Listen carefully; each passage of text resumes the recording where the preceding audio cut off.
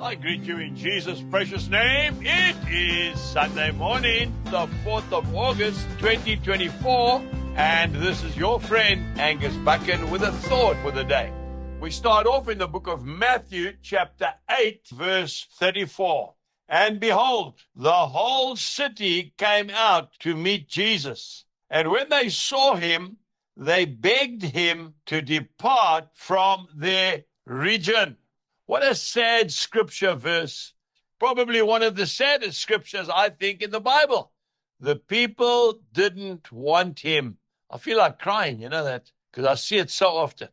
He had just set a madman free, Jesus had, that no one else could. He must have terrorized that district and those people. They tried to tie him up in chains, and he broke the chains. Jesus came, set him free, then the people said, please leave us. We don't want you to be here. You know, folks, people don't like to change, do they? And they don't want to be controlled, so they think. Jesus doesn't control us. Jesus leads us and loves us. Often I get phone calls from concerned relatives, phoning up, please, can you phone my dad? Please, can you phone this lady? Because they really need to know Jesus. They are in a desperate state. And I go ahead and I phone them, and then I get a rebuff on the phone. Who are you? What do you want? No, I'm not interested. I feel like saying, look, I didn't ask to phone you. Your loved ones asked me to phone you. Not interested.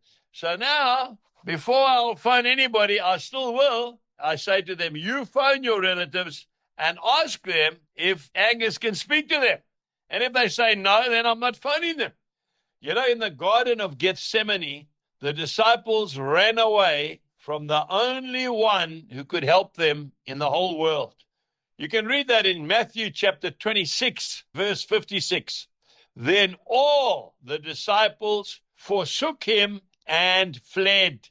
They ran away from the only person in the whole world that could help them and protect them. Don't do that.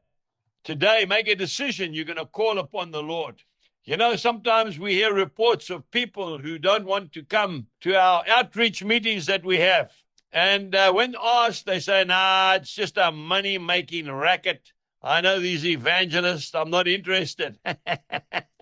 So then they get a bit of a shock when the person turns around and says, but they don't take any collections at those meetings. In fact, they don't even mention money.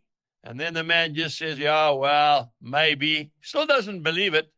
I want to tell you today, do not harden your heart against the Lord. He wants to help you. He's there for your benefit, not for his benefit. That's why he came down from heaven to earth, to help you and I undertake what we've got to go through. Today, call upon him, and he will help you. Jesus bless you, and goodbye.